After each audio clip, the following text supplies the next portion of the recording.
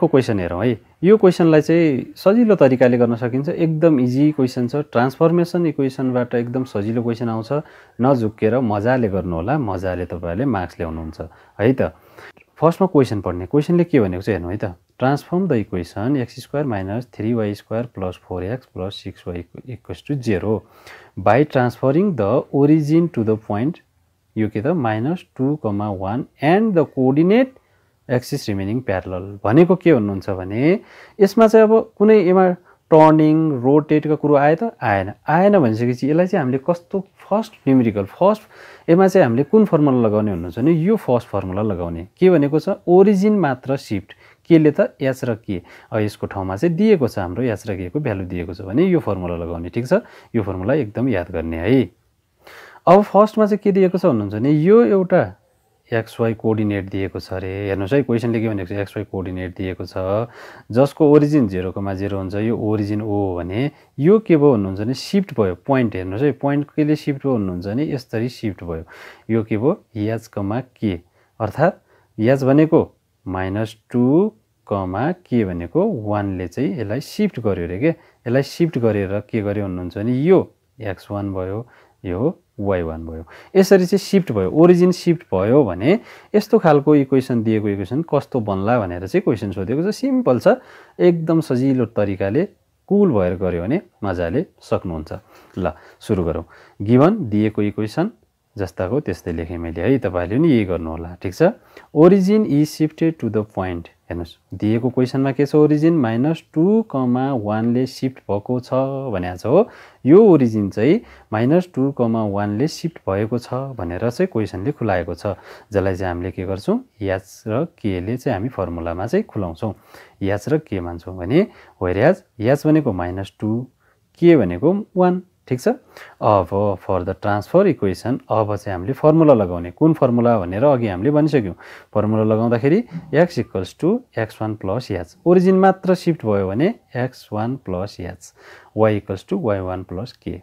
ठीक छ, h को भ्यालु x1 - 2, y को value y1 + k। Equation is अब कुन ट्रान्सफर इक्वेसन हो हाम्रो यो इक्वेसन हो। दिएको क्वेसनले इक्वेसनमा चाहिँ अब हामीले यो फर्मुला लगाएर चाहिँ यसको ट्रान्सफर इक्वेसन शिफ्ट भएको पोइन्टको इक्वेसन पत्ता लगाउने हो भन्न खोजेको है। स्क्वायर भनिसके पछाडी के गर्ने भन्नुहुन्छ भने अहिले डाइरेक्ट तपाईहरुले यो राख्दा पनि हुन्छ हो, यो राख्दा पनि हुन्छ, नराख्दा पनि हुन्छ। म नराखेर गर्छु, पछि हामी सजिलोसँग इलाबोरेट गर्न सक्छौं, सजिलोसँग सल्भ गर्न सक्छौं। त्यही भएर मैले माथिको नराखेर पनि गरे। तपाईले डाइरेक्ट गर्दा पनि केही फरक पर्दैन है त। त्यो तपाईहरुको आफ्नो कन्फिडेन्सको लेभलमा भर पर्छ।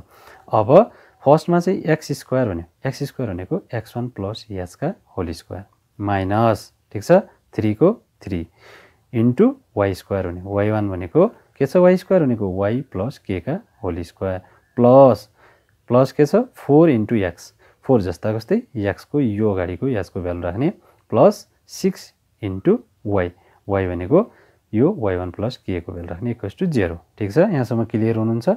अब a + b का होल स्क्वायर अगाडि भने जस्तै a² + 2a into b + b² minus 3 into हेर्नुस् है a + b का होल स्क्वायर यहाँ पनि फेरि 3 जस्ताको जस्तै a² + 2ab, यो a हो यो b हो नि, ab + b²।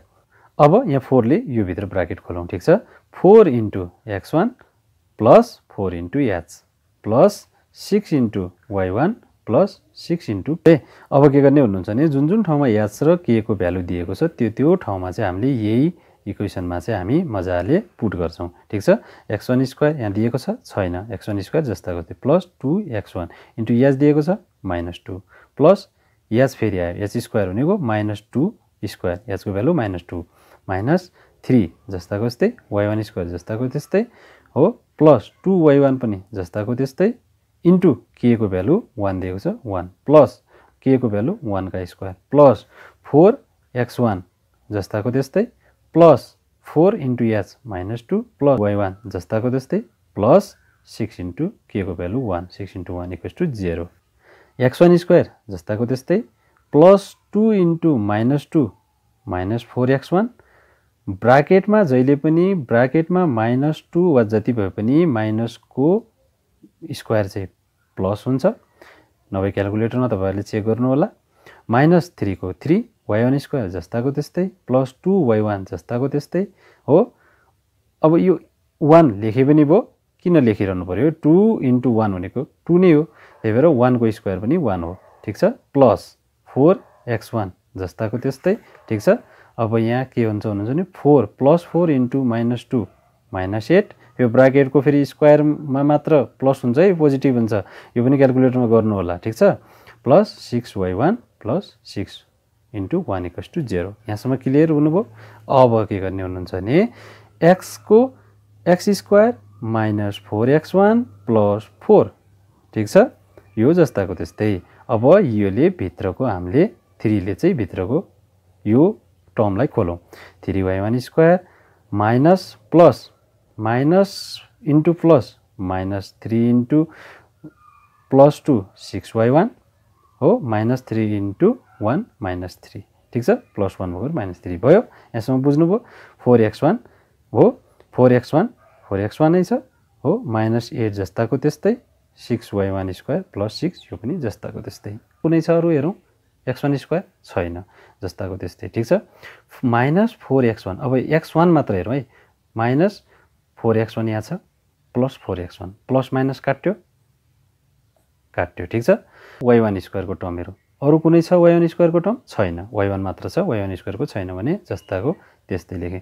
अब कन्स्टेन्ट डिजिट मात्र हेरौँ भनेको +4 -3 -8 + 6, यो सबैलाई क्याल्कुलेटर हाल्नु भने -1 आउँछ। देयरफोर लास्टमा चाहिँ एन्सर कसरी लेख्ने? x² - 3y1 square = 1। Therefore answer यसरी चाहिँ सल्भ गर्नु होला है त। धन्यवाद।